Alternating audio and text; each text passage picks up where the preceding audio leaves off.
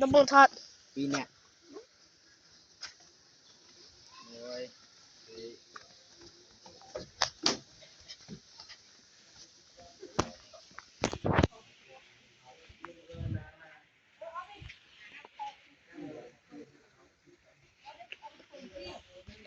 So I'm at a waterfall place or a like swimming place.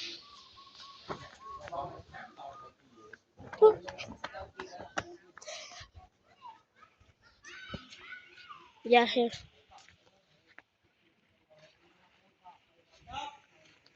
Yeah, bye. Hi guys. Wait.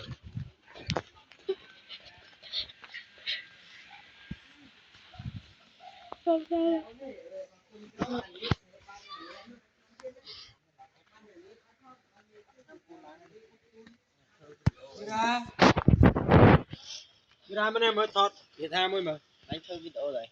Ông còn lấy này. Anh đọc cho nó ơi. Rồi, bố đi. Cái thứ tồn với chơi theo video nó ôi. Chơi video ba hiện tình rồi tạ ân. Ra. Thôi để tha buôn em ơi mà. Mày. Thoát bên năng mới. Mà. Cho. Ồ, không Thôi được. chừng này. Hiên sao? Rồi. Phạt dần chậm chân ạ. Tôi cho được cái đấy.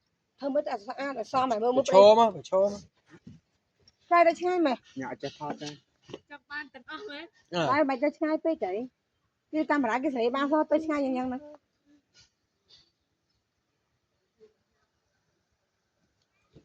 Anh mình đã thao ra mình đi đây mắt.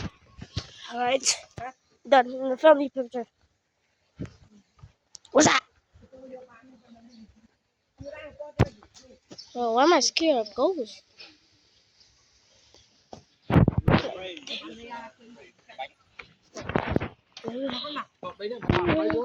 Anh ơi, kho chọc mà. Tiếp lọt đám. Chẳng không?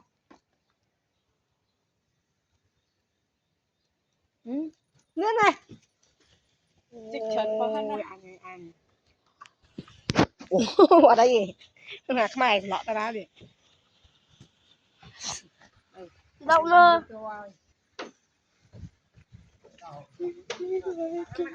Day and night, I'll be where from silence to midnight.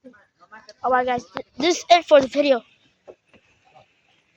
Oh, there's no parts or anything, just only 1, 2 minutes, or 3 minutes. So bye.